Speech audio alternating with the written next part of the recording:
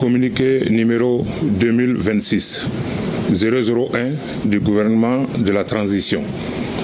Le gouvernement de la transition du Mali porte à la connaissance de l'opinion nationale et internationale que dans la matinée du samedi 25 avril 2026, des groupes armés terroristes ont mené des attaques complexes et coordonnées visant certaines villes du pays, notamment les villes garnisons de Kati, de Sévaré, de Gao, de Kidal et de Bamako. Ces attaques terroristes ont malheureusement fait 16 blessés, dont des civils et des militaires, pris en charge par les structures médicales et des dégâts matériels limités. Grâce à la promptitude, au professionnalisme et à la détermination des forces armées et de sécurité maliennes, ces offensives ont été maîtrisées, plusieurs terroristes neutralisés et le dessein funeste des groupes armés terroristes a été mis en échec. À l'heure actuelle, la situation est totalement sous contrôle dans l'ensemble des localités concernées. Son Excellence, le général d'armée Assimi Goïta, président de la transition, chef de l'État, chef suprême des armées, le gouvernement de la transition et l'ensemble du peuple malien saluent la promptitude de l'engagement des forces armées et de sécurité, ainsi que leur patriotisme exemplaire et leur détermination sans faille à défendre la nation et à protéger les populations. Le gouvernement de la transition appelle les populations maliennes à faire preuve de vigilance et de sérénité face aux tentatives désespérées des groupes armés terroristes et de leurs sponsors. Il les exhorte à signaler tout mouvement suspect et à se référer exclusivement aux canaux officiels du gouvernement pour accéder à des informations fiables. Le gouvernement de la transition condamne avec la plus grande énergie ces actes terroristes lâches et rassure les populations que le sacrifice ultime consenti par les dignes fils de la nation ne sera pas vain. Toutes les dispositions sont en cours afin de traquer et traduire en justice les auteurs, complices et commanditaires de ces actes ignobles.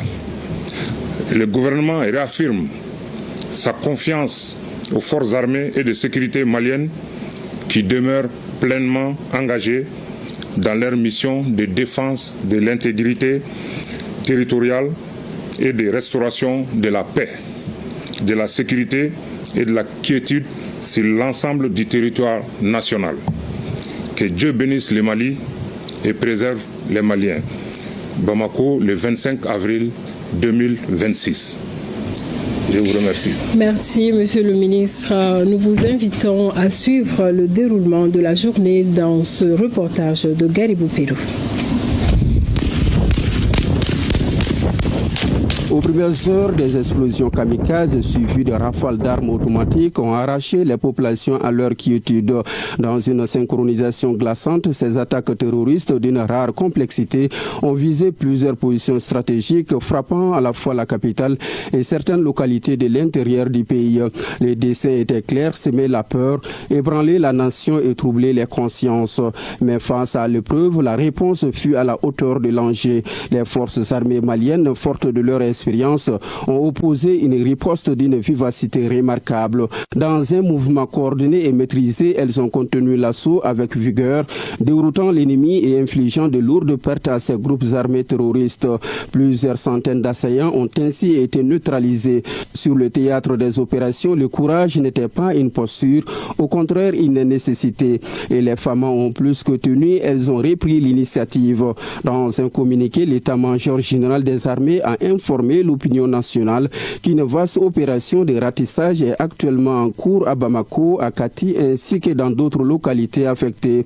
Cette traque méthodique vise à démanteler les dernières poches de résistance et à restaurer pleinement la sécurité. L'état-major a également tenu à saluer la collaboration précieuse des populations, car dans ces heures troubles, la vigilance citoyenne devient un rempart silencieux, une force invisible pourtant décisive. Aujourd'hui, plus que jamais, la sagesse impose le calme, la retenue et la responsabilité.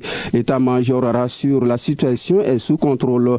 En revanche, il rappelle que la guerre ne se gagne pas uniquement sur le champ de bataille, elle se gagne aussi dans les esprits. S'abstenir de relayer des informations non vérifiées, refuser la rumeur, préserver la vérité, voilà autant d'actes de patriotisme recommandés aux citoyens en période de preuve.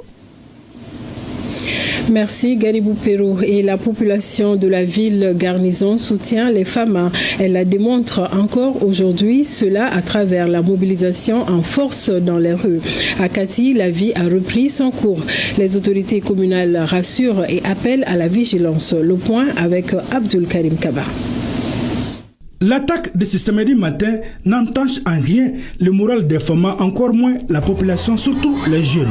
À Kati, la population a joué son rôle, comme dirait l'autre, des 12e hommes. Le matin et tout au long de la journée, la population a soutenu, encouragé et sensibilisé. Une seule motivation, la défense de la patrie. Pour appuyer nos femmes. Et à main nue, on a quand même eu à donner des informations qui a abouti à l'arrestation même des terroristes, ou même des terroristes qui ont été tués. En plus aussi, la jeunesse aussi a appuyé nos forces de défense, aussi même dans des endroits isolés à travers les informations, parce que les jeunes sont partout et dans tous les secteurs. Nous savons que personne ne va au-devant de la mort pour un salaire, mais pour une cause. Donc nous sommes restés auprès de nos femmes pour pouvoir les soutenir, pour leur donner des bonnes informations et en fait de faire face à cette situation. Nous, en tant que jeunes, en tant que jeunesse de Kati, vraiment on a fait l'union sacrée autour de nos femmes et pour les soutenir dans cette situation. Dans cette situation, la bonne information est capitale. La jeunesse de Kati s'est impliquée à travers des messages de sensibilisation, surtout sur les réseaux sociaux. Donc notre principal rôle c'était quoi? C'était de passer les informations à table. Nous avons des camarades un peu partout à Kati, dans les 14 quartiers. Quand il y avait des mouvements, que ce soit à Michon, que ce soit à Malibourou ou ailleurs, et ils nous informaient. Et nous, à notre retour, on informait également les présidents. Et c'est notre devoir en fait. La jeunesse, c'est la défense de la patrie. Comme je l'ai dit, nous ne pouvons pas prendre des armes pour aller combattre l'ennemi, mais notre rôle serait quoi? De sensibiliser la jeunesse, de sensibiliser la population. La sensibilisation de la population, y compris la jeunesse. On a sensibilisé les jeunes à travers les réseaux sociaux.